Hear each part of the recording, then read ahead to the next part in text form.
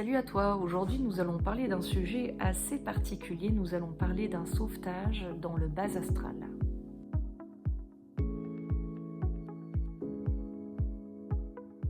Si le bas astral pouvait exister, il se situerait dans un endroit qui est très bas vibratoirement. C'est un endroit dans lequel se retrouvent des personnes qui ont été très écorchées, tout ce qui peut être très difficile ou barbare ayant été vécu, mais aussi des issues funestes. Ce qui s'est passé à l'intérieur de ce sauvetage est assez curieux et donc je te le partage. Sens-toi absolument libre de faire ton marché à l'intérieur. Depuis quelque temps, j'avais pris l'habitude de méditer et de monter à la source pour prendre un bain de lumière et me sentir bien à l'intérieur. Je monte et sur le chemin, je suis arrêtée, on me fait stop. Je ressens 3-4 personnes, êtres, énergie. Il faut que tu viennes avec nous. Pour avoir déjà eu 2-3 histoires pas cool avec des énergies venues de je ne sais où, je ne fais pas confiance comme ça. Je dis bah écoutez, on verra. Si depuis la source on me dit bah il faudrait redescendre ou je sais pas quoi, bah je viendrai vous voir. Non, là comme ça immédiatement je vais pas vous suivre. Je monte à la source et à la source on me dit redescends tout de suite, c'est urgent. D'accord, je redescends, je les rejoins, j'ai des frissons de t'en parler.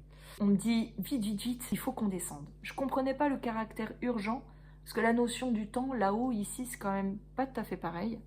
Mais apparemment, il y avait vraiment urgence. Il se passe quelque chose de très désagréable en fait. C'est que en sentant ma conscience descendre, mais on descend vraiment très bas, je commence un peu à m'inquiéter. Et où est-ce qu'on est en train de m'emmener? Je me sens comme happée vers le fond. Il y a une part de ma conscience qui comme se tourne vers la source en se disant mais je vais où? On m'a demandé de descendre, mais du coup, je suis pas très sûre là en fait. On me dit t'inquiète pas, on va t'emballer dans de la lumière, tu seras protégée, mais il faut vraiment que tu les suives.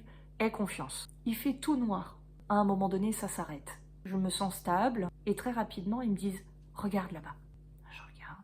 Je vois que du noir. Et puis petit à petit, c'est comme si on me dessinait un paysage en monochrome, comme dans Persépolis. Je vois la mer. Et on me dessine un peu les vagues. Et on me dit « Regarde, regarde ».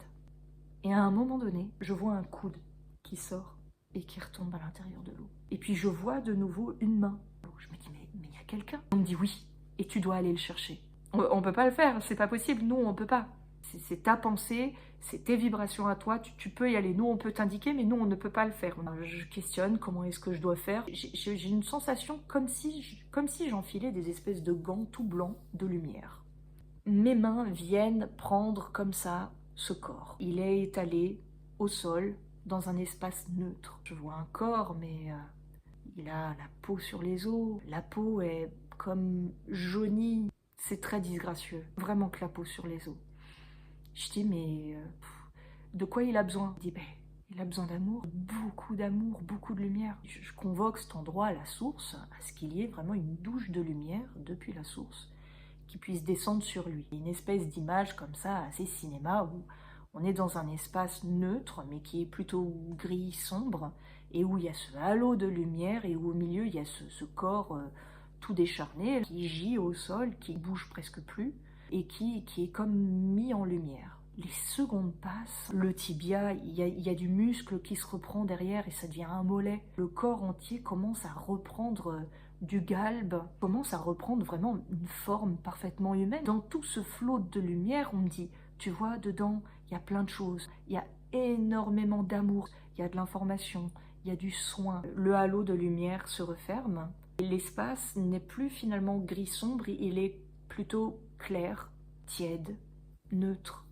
Les vibrations ont monté. J'ai en face de moi le corps d'un homme qui se remet debout et qui vraiment a une stature très posée, qui n'est pas du tout voûté et bien disposé. La quarantaine. Et je le regarde, je vois qu'il est perdu. Je lui demande si ça va. Il me dit oui, ça va. On me demande de lui demander qu'est-ce qui lui ferait plaisir, qu'est-ce qu'il aimerait. Donc, je lui dis est-ce qu'il y a quelque chose que vous aimeriez? Et là il me regarde et un clin d'œil, et c'est comme s'il réalisait. Il se rappelle de quelque chose. Je vois une espèce de tristesse s'installer en lui. Il me dit « Ma femme et mes enfants, ils me manquent. » Au moment où il me dit « Ma femme et mes enfants me manquent », je sens, ils sont pas dans la lumière, ils sont sur terre.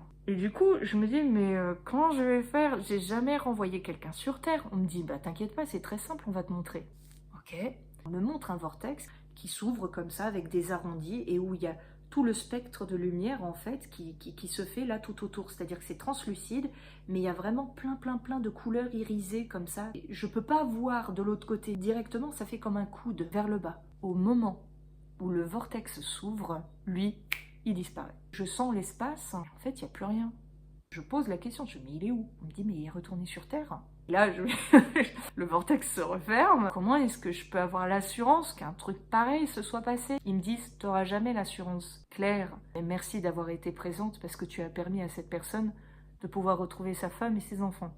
Et en doublon, cette phrase-là, j'ai l'image d'un hôpital où il y a un monsieur qui se réveille et où il a effectivement sa femme et ses enfants qui sont à côté. On m'a dit, cette personne, elle mettra peut-être 1 an, 2 ans, même 5 ans à reparler, à écrire, à réapprendre tout ça, mais cette personne devait revenir sur Terre pour aller témoigner que de l'autre côté, ça existe. Lui, il est allé voir du côté du bas astral et il a besoin d'aller en parler et comment il a été ramené sur Terre. On m'a donné un prénom comme Hector ou Victor. Il dit qu'un jour, je lirai dans une coupure de presse ou dans un bouquin l'histoire de ce témoignage-là.